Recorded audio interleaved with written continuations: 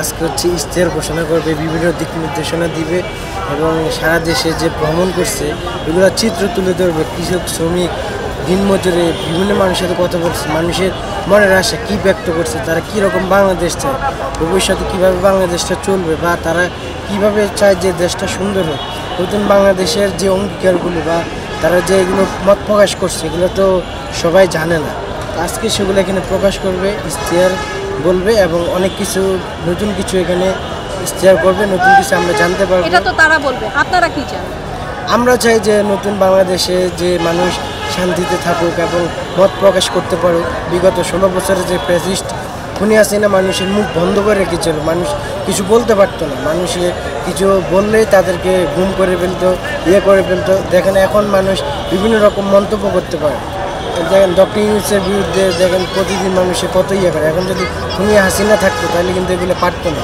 তা আমরা চাই যে নতুন বাংলাদেশে সবাই সুন্দরভাবে বাসুক এবং আইনশৃঙ্খলা পরিস্থিতি অনেক অবনতি। আমরা চাই যে এটা ফিরে আসুক এবং বাংলাদেশে যে প্রবলেমগুলো হচ্ছে সেগুলো হোক এবং যে গুম, চাঁদাবাজি, টেন্ডারবাজি আরও বিভিন্ন এগুলা আস্তে আস্তে চিরতরে চলে যাক, আমরা সুন্দরভাবে বাঁচতে পারি।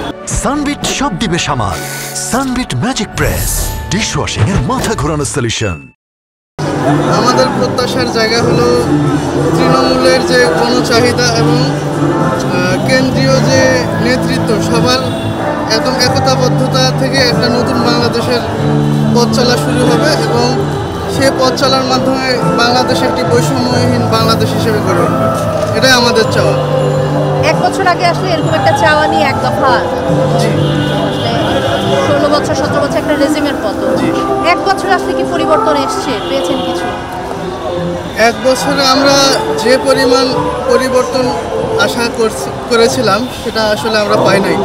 কারণ গত বছর একই সময়ে এরকম সময়ে দলমত নির্বিশেষে সবাই ফ্যাসিস্ট হাসিনার পতনের জন্য একসাথে কাজ করেছিল, কিন্তু যখন থেকে হাসিনার পতন হয়ে যায় অনেক গোষ্ঠী তারা নিজেরা আলাদা হয়ে যায় এবং জাতীয় যে ঐক্য সেটাকে প্রশ্নবিদ্ধ করে তোলে।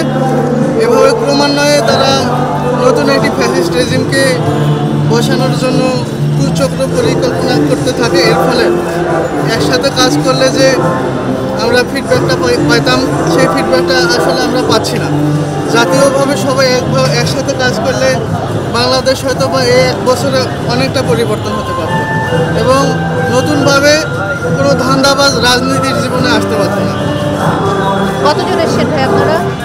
আমরা প্রায় 80 জন মানুষ একসাথে আসছি।